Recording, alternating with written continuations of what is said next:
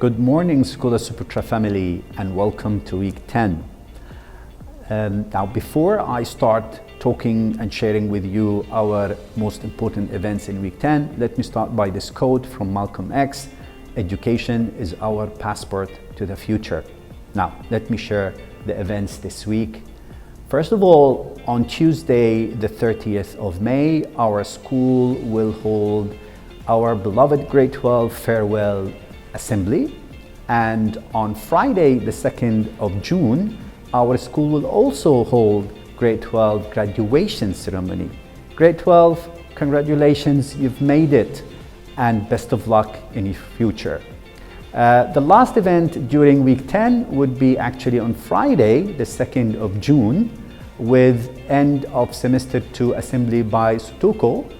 And hopefully, if you can make it, please attend these events.